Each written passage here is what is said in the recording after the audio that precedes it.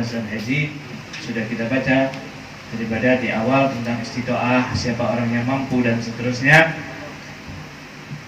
Dan beliau memperingati kepada kita semua daripada hajinya orang yang sok kemeruh atau bahasanya sok-sokan, tidak malah mendapatkan kemuliaan, mendekatkan diri kepada Allah, tapi yang dia dapati malah ada yang namanya dosa atau malah jauh dari Allah Subhanahu wa ta'ala. Yaitu siapa? Seperti dicontohkan yang mana orang itu berangkat haji, bukan dia itu tadi malah mengamalkan amal soleh, tapi malah bermaksiat di dalam hajinya, atau dia memaksakan untuk berangkat haji. Dia sebenarnya bukan termasuk orang yang mampu, tapi dia dengan gigih, tidak apa-apa, anak saya bisa sabar, istri saya sabar, saya pun sabar, untuk gigih ngapain? Untuk berangkat haji. Maka ternyata karena berangkat hajinya itu pas-pasan, bahasa kasarnya, ya akhirnya di sananya atau di perjalanannya kepikiran, di situ malah nggak fokus dalam ibadahnya, sampai akhirnya berbuat maksiat, yang mana dia lemah badannya, di antaranya bukan hanya duitnya tapi lemah badannya. Bopo mangkat, Allah mangkat keluar, ternyata malah sakit, malah meninggalkan sholat. Maka orang yang seperti ini kata Hayatullah Haddad, hati-hati, ini bukan orang yang benar, orang yang tidak pas. Maka karena itu ya kita ambil pelajaran daripada kajian di kitab Hayatullah Haddad ini, bahwa seseorang harus memikirkan yang sekiranya dia bisa istiqomah itu lebih didahulukan ketimbang daripada sok-sokan gede atau sok-sokan hebat tapi malah tidak ada isinya. Naudzubillah min dzalik. Lalu di sini beliau mengatakan lagi, wa kalamuna hadza fi haqqil ajiz dhaif. Perkataanku ini bagi orang yang tadi memaksakan diri untuk berangkat lalu ternyata malah dia meninggalkan sholat dan lain sebagainya, itu adalah bagi orang yang dia yang tidak mampu atas dasar karena lemah daripada postur tubuhnya ini loh, lemah, tidak kuat. Wa amal gawi al-mustati' faqad dzakarna annahu tata'aggad alaihi mubadaratu bihajjatil Islam. Tapi kalau orang yang kuat tubuhnya, hartanya mampu benar-benar, bukan dari harta saja tapi dari fisiknya juga kuat, maka kata beliau sudah saya sebutkan tadi kemarin di pertemuan yang kemarin di awal, karena satu hadis sudah saya sebutkan, maka orang itu hendaknya benar-benar berusaha untuk segera berangkat haji Islam. Haji Islam adalah haji pertama yang wajib. Tsumma yastahabbu lahu ba'da dzalik an la yatruka tatawwu bil hajj. Lalu selanjutnya Hayatullah Haddad mempunyai daripada anjuran lagi, dan kalau memang dan lalu disunahkan bagi orang tersebut setelah dia pergi haji, ya, haji yang wajib tadi, untuk tidak meninggalkan haji yang sunnah. Loh, kok haji kan masing sunnah masing wajib? Haji yang wajib dalam rukun Islam adalah haji pertamanya kita. Tapi kalau haji yang selanjutnya adalah haji sunnah, mampu lagi, duitnya akeh, miliarder, ya gawe pada tubuh sing liyan iki mendingan gawe ya haji langsung dirangkul orang tersebut aja. Tahun ngarep piro orang seketnya kan meneh. Sunnah itu haji selanjutnya. Maka beliau mengatakan disunnahkan untuk tidak meninggalkan bagi yang mampu semuanya, ya. Jangan tadi akhirnya ngedoliki akhirnya ya balik malah repot lagi, taat lagi, capek lagi dan lain sebagainya. Enggak, tapi yang mampu ini. Di sini Hayatullah Haddad menganjurkan untuk haji yang sunnah itu kita lakukan juga, ya.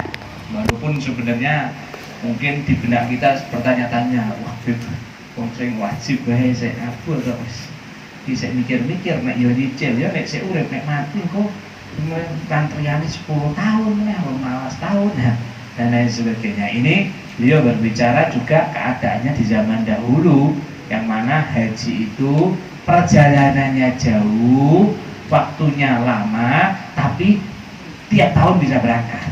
Ataupun bagi orang-orang yang tinggal di sana dekat, ya, TKW, TKI yang mampu untuk haji, bisa dapat izin dan lain sebagainya, jangan tinggalkan.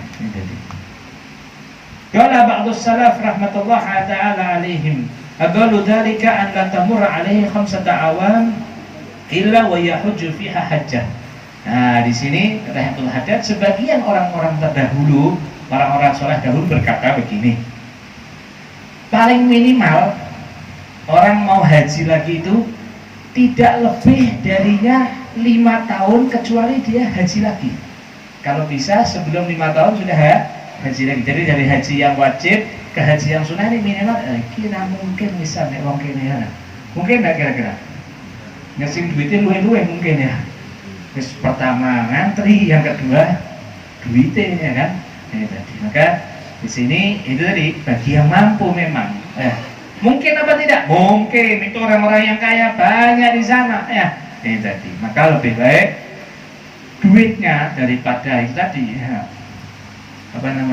Buat investasi dunia lebih baik investasi akhirat, karena kemuliaannya Abdul Haddad nanti menyebutkan di sini waqad balaghana anillahi ta'ala annahu qala inna 'abdan sahhahtu lahu jismahu wasa'atu alaihi fil ma'isyati tamdi alaihi 5 awamin wa lam yafdi alayya al-mahrum alayya bimahrum.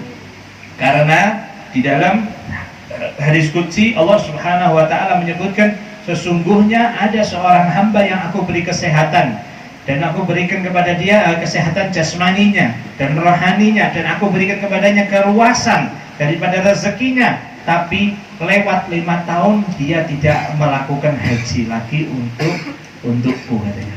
Artinya tidak berangkat haji. Ini ada peringatan sebenarnya, bukan hanya perkataan-perkataan saja. Oh, yo kira-kira 5 tahun lah nek kowe iki luwe HP nek duit paling enggak sedurung 5 tahun teko hajimu sing pertama kowe haji meneh. Nah, itu dari tahun kelima dan enggak, tapi memang ada peringatan dari Rasulullah melalui dari hadis dari Allah Subhanahu wa taala melalui Rasul sallallahu alaihi wasallam. Lalu beliau melanjutkan lagi, qultu wa inna ma yanbaghi lil muslim al-qadir al-istighfaru minal haji lima fihi minat ta'zim li hurumatillah wa sya'airihi allati ta'zimuha min taqwal qulub wa lima fihi minal fadlil azim alladhi waradat bihi al-akhbar. Qala Rasulullah sallallahu alaihi wasallam afdalul jihad al-hajj.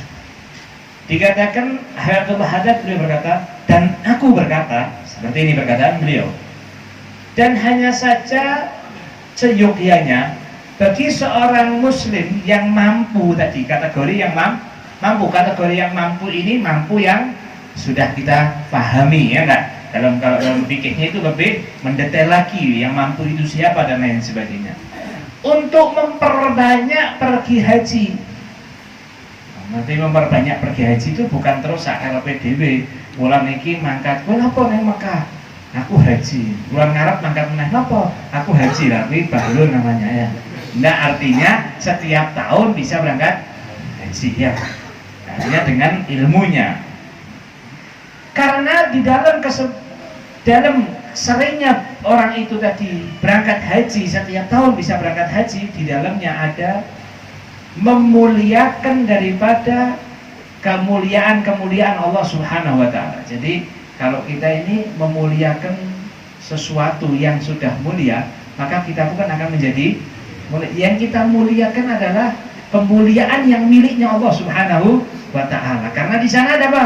Syiar untuk mengagungkan Allah Subhanahu wa taala. Karena semakin banyak orang yang haji tidak putus yang haji, maka kelihatan lihat kan kalau sudah tidak tahu kalau TV siaran-siaran yang tidak benar, tapi lihat kalau siaran-siaran yang benar dia ya, setiap haji pasti ditayangkan itu yang namanya, itu kan salah satu syiar juga. Di sana orang berbondong-bondong kalau sudah mau musim haji, sudah tiket ada yang murah ke Saudi itu, betul apa enggak?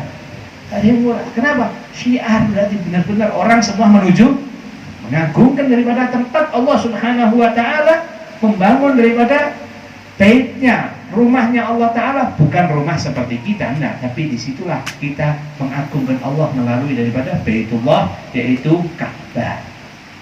Dan begitu juga di dalam hadis Rasulullah SAW menyebutkan banyak sekali tentang kemuliaan-kemuliaan orang yang berangkat haji sering-sering, dan orang yang memuliakan daripada syiar-syiar Allah, sesungguhnya dia bisa mendapatkan kemuliaan. Apa kemuliaannya yang dia dapat? Menjadikan hatinya lebih kuat untuk beriman kepada Allah Subhanahu wa Ta'ala. Kalau bahasanya itu lapisan-lapisan untuk dia terkontaminasi itu sulit sekali. Nah, pertama lapisannya kertas, habis itu lapisannya plastik, terus habis itu besi, habis besi terus baja, habis baja terus sampai ya, karena apa? Selalu mengagungkan syiar-syiar Allah. Jadi lapisannya sangat banyak. Mau itu ditembak, apa segala macam sudah diapakan tetap kebal. Akhirnya apa? Tidak goyah. Keadaan fitnah apapun, keadaan dunia semacam apapun di akhir zaman, tidak goyah, tetap bertakwa kepada Allah Subhanahu wa Ta'ala, tetap beriman kepada Allah Subhanahu wa Ta'ala.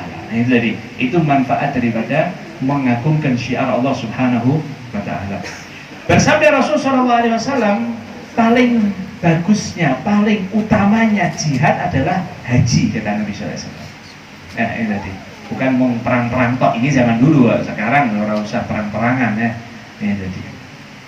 Karena keadaan kita di Indonesia tidak membutuhkan itu ya. Lain hal kalau memang kita di negara yang membutuhkan untuk peperangan tersebut. Wa qala alaihi salatu wassalam, innal hajj yahdimu ma qablahu ay minad dzunub.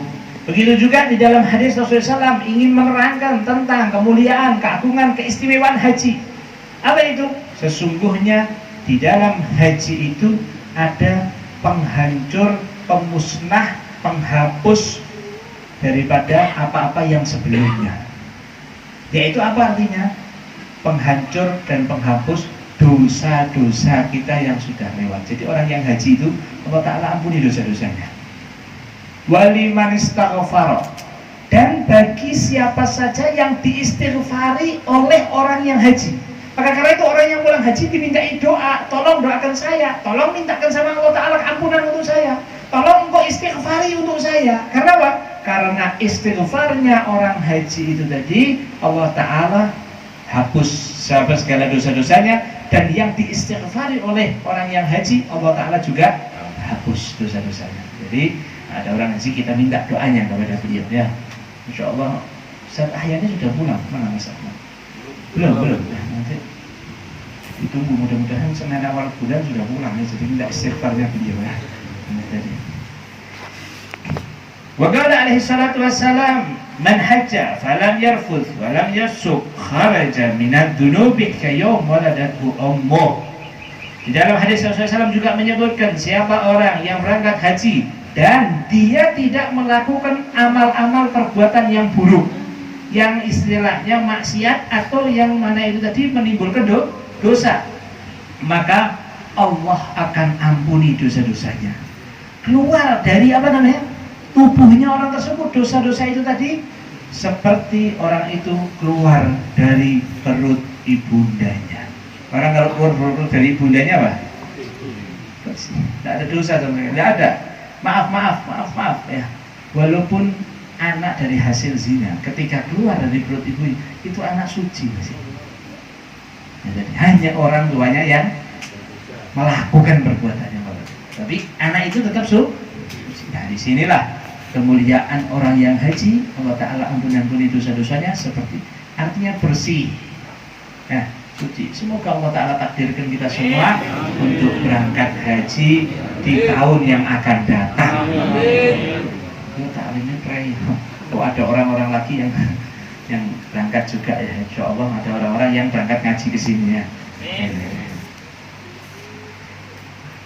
Wa qala alaihi salatu wassalam, dalam hadis juga Rasulullah menjelaskan, al-umratu ila al-umrah kafaratun lima bainahuma wal hajrul mabrur laisa lahu jazaa'un illa al-jannah.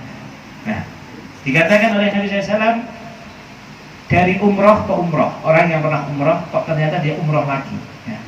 Umrah itu adalah ibadah daripada salah satu termasuk rukun Islam yang masuk dalam kata-kata haji bagi yang mampu, itu juga wajibnya umrah. Jadi kalimat yang di dalam rukun Islam yang kelima adalah berangkat haji bagi yang mampu, di situ umrah juga wajib. Gitu loh. Umrah juga wajib. Kalau ada orang yang ibadah umrah, ya, habis itu umrah lagi, maka dari umrah ke umrah adalah isinya ampunan dosa. isinya ampunan dosa.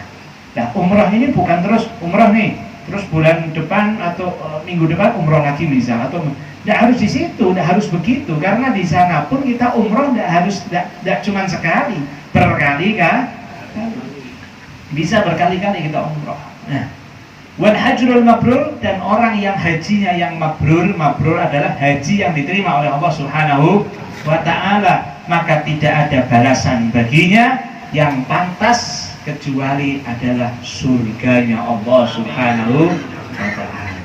Jadi waqala alaihi salatu wassalam birrul haji it'amut ta'am walinul kalam. Dan di antara daripada hadis sabda Rasulullah SAW, ya, di antara kebajikan di dalam orang yang berangkat haji adalah memberi makan kepada orang dan juga melembutkan ucapan atau kata-katanya. Wa qala alaihi salatu wassalam al-hujjaju wal ummar wafdullah in sa'inna sa'alu a'tu wa in da'au ujibu wa in anfuqu ukhlifa lahum. Wah, ini kemuliaan lagi bagi orang haji ini ya. Kok jelalah pas haji, pas ngomong balik ke haji ya. Bersabda juga Rasulullah SAW, orang-orang haji, orang-orang yang umrah, mereka adalah tamunya Allah Subhanahu wa ta'ala. Tamunya dikatakan kalau mereka meminta, Allah akan berikan apa yang mereka minta. Kalau mereka berdoa, Allah akan ijabahi semua doanya. Kalau mereka keluarkan uangnya untuk infak, untuk sedekah, maka ketahuilah Allah akan membalas daripada uang infak dan sedekah tersebut. Nah, yang balas siapa? Zat yang maha pemurah, Zat yang maha mampu segala-galanya, Zat yang memiliki segala-galanya, Zat sang pencipta Allah Subhanahu wa ta'ala. Kira-kira balasannya kecil apa besar? Besar. Karena itu minta sama orang yang pulang haji, parani ya. Aja mung oleh-oleh tok aja. Nah, tapi minta doanya yang penting.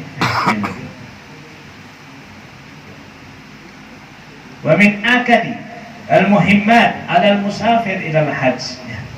Nanti selanjutnya Hayatul Haddad akan menerangkan daripada tentang di antara yang sangat ditekankan, yang penting dari atas segala yang penting, tentang bagi orang-orang yang akan berangkat haji. Jadi, insyaallah kita akan bahas di pertemuan yang akan datang, insyaallah. Jadi daripada khulasah taklim di malam hari ini dari kitab Nasihat Diniyah wal Wasaya Al-Imaniyah, Hayatul Haddad menerangkan tentang kita bahwa orang yang berangkat haji itu bukan sembarang orang, bukan sembarang orang. Keistimewaan orang yang berangkat haji sangatlah mulia, sangatlah istimewa. Maka bagi kita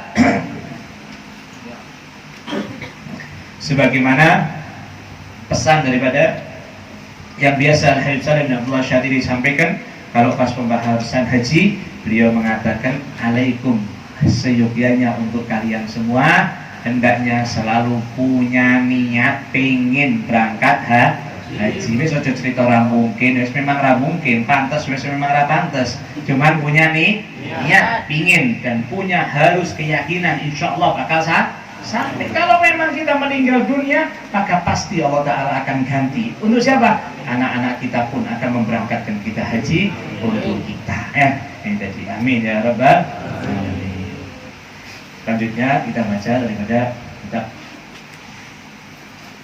fikih yang mana di dalam kita membaca dalam kitab Risalatul Jami'ah yang dikarang oleh Al-Habib Ahmad bin Zain Al-Habsyi ya. Jadi ini Risatul Mu'awanah itu yang ngarang Hayatul Haddad, Nasihat itu Hayatul Haddad, Risalah ini Habib Ahmad bin Zain. Hayatul Haddad itu adalah guru daripada Al-Habib Ahmad bin Zain. Dikatakan kalau engkau mau melihat adabnya guru sama murid, ya lihatlah antara Ahmad bin Zain dengan Abdullah Al-Haddad ya. Ahmad bin Zain kepada Habib Ahmad bin Zain kepada Hayatullah Al-Haddad, adab yang luar biasa. Dikatakan selama belajar Al-Habib Ahmad bin Zain itu dikatakan seperti mayit yang sedang di tangan orang yang memandikan. Seperti mayit di tangan orang yang mematikan. Kira-kira bakal melawan nggak mayit itu? Miring di kono, sikile ditekuk, sikilnya dicungkrak, ya menang lah. Nek tangi ya bingung. Nah, jadi nek tangi bingung nggak kira-kira? Ya bingung ya. Jadi. Nah, selanjutnya kita masih membahas di dalam kitab ini tentang daripada suratul Fatihah. Yang mana dalam surat Fatihah ini, yang pertemuan yang sebelumnya kita membahas tentang daripada hukum bagi orang yang tidak mampu untuk membaca surat Fatihah. Masih ada catatannya? Ada enggak? Hah? Saya enggak nanya yang enggak nyatet, yang nyatet. Yang nyatet ada ya? Kalau yang enggak nyatet ya enggak mungkin ada ya. Selanjutnya ya, ini hanya ya fawaid saja, kita lanjutkan aja tentang hukum daripada suratul Fatihah ya. Di antara masalah tentang surat Fatihah adalah kapan hukum tidak diwajibkan orang itu membaca Fatihah. Kapan hukumnya orang itu tidak membaca surat Fatihah? Kapan hukumnya orang itu sudah tidak diwajibkan lagi untuk membaca surat Fatihah? Kita tahu kalau tidak mampu sudah kita pahami. Tapi ini masalahnya bukan tidak mampu, tapi kapan sudah kamu tidak usah surat Fatihah sudah. Kapan itu? Nah, ini pembahasannya. Disebutkan tidaklah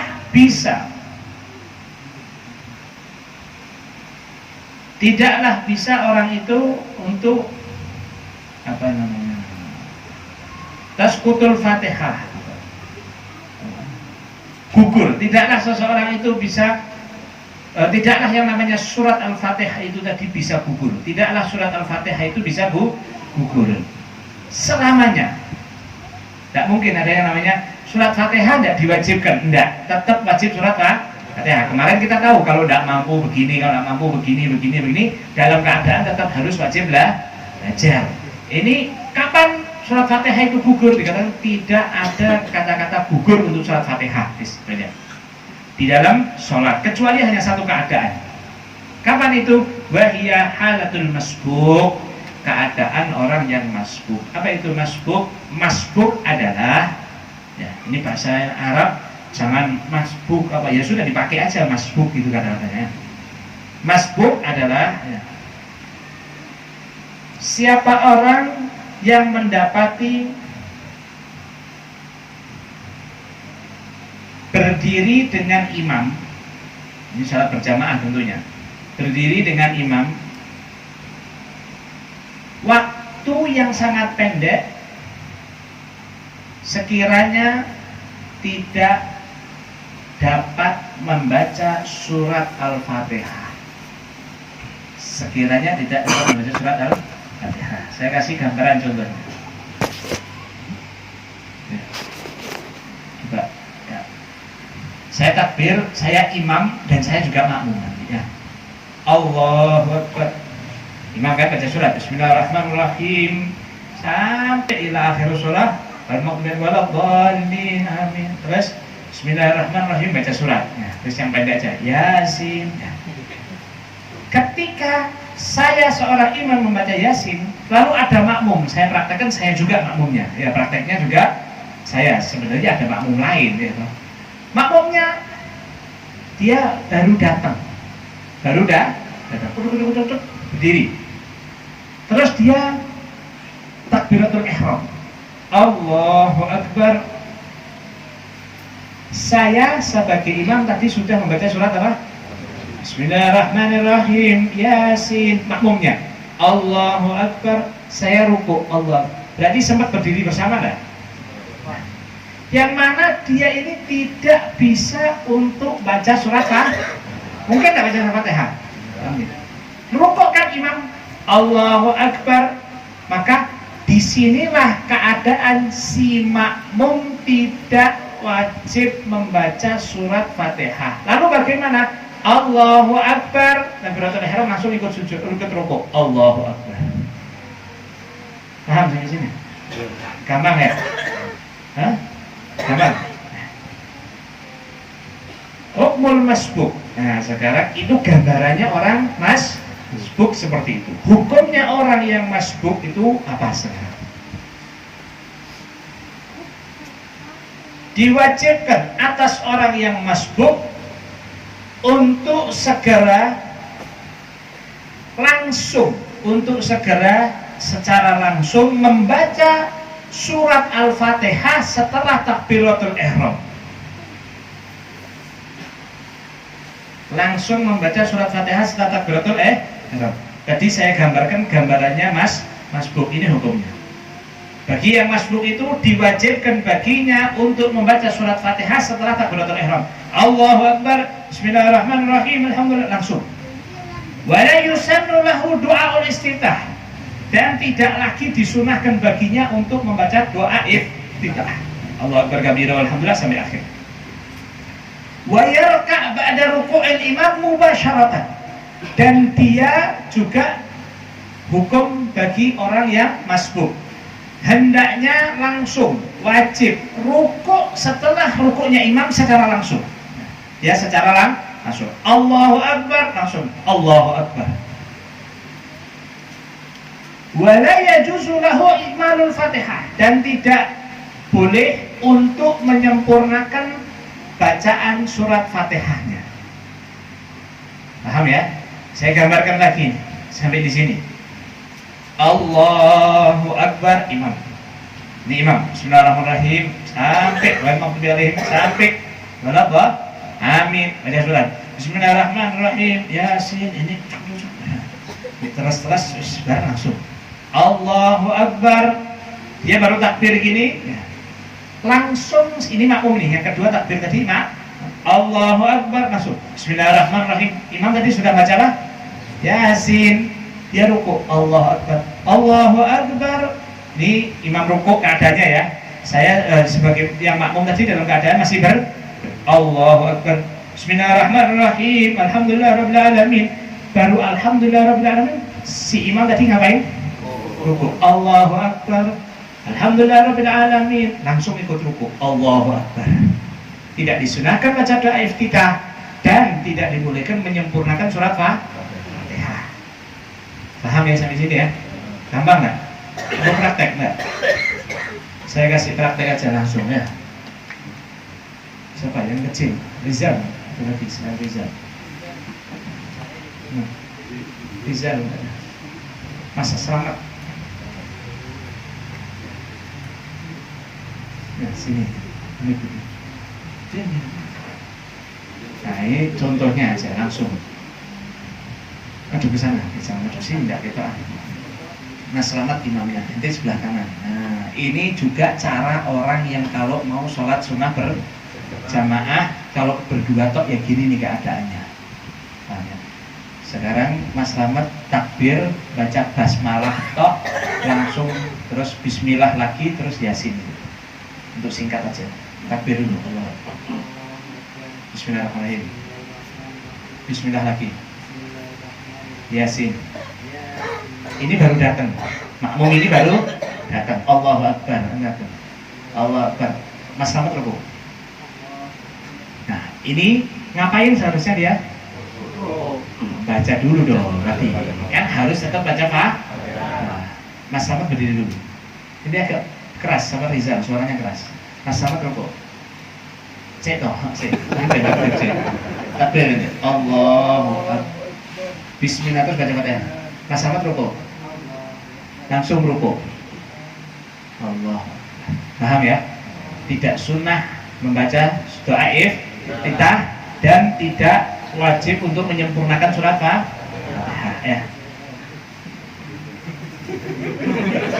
Wes terus dong. Sudah ya?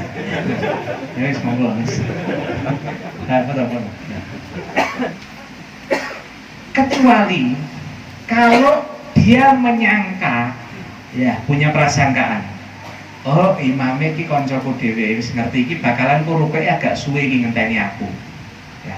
Maka boleh si makmum menyempurnakan Fatihahnya. Paham enggak? Kalau tadi hukumnya tidak boleh, bahkan tidak wajib lagi untuk membaca surat, untuk menyempurnakan surat Allahu Akbar, Bismillahirrahmanirrahim, alhamdulillahirabbil alamin. Makmum, Allahu Akbar, imam membaca rukuk Allahu Akbar, makmum juga langsung harus rukuk Allahu Akbar. Tapi kalau dia nyangka, alah paling ku ngenteni ya toh, wis tak maca Fatihah sik wae. Bismillahirrahmanirrahim, alhamdulillahirabbil alamin, arrahmanirrahim. Memang dia sangkanya seperti itu. Maka dia boleh untuk menyempurnakan surat Fatihah. Terus kalau ternyata sangkaanku begitu, nyatanya enggak, dia tidak sama dengan yang aku sangka ya. Di situ dia i'tidal imamnya. Apakah dapat satu rakaat? Enggak dapat satu rakaat. Ya, jadi ngapain ya, nanti setelah salam imam baru dia nambah satu rakaat. Jadi ini pembahasan tentang apakah surat Fatihah itu kapan tadi bisa gugur? Bisa gugur ketika menjadi makmum masbuk, dan hukum makmum masbuk itu adalah dia harus seperti itu. Kalau tidak seperti itu maka gugur daripada masbuknya. Artinya apa? Orang tersebut tetap harus menambah satu rakaat. Kalau tidak ya berarti dia memenuhi satu rakaat. Wa in istaghala al-masbuk bi du'ail iftitah al-istiftah wajib alaihi al-baqa'u qa'iman bi qira'atil Fatihah bi qadri ma qara'ahu min du'ail istiftah. Tsumma yarka fa in adraka ruku' adraka raka'a wa illa fatadhu ma ada biha al-azan. Sekarang kalau ada makmum yang ya bisa dibilang nyelelek, ya enggak sok-sokan, bisa dibilang ya enggak paham juga, ya salah satu ya.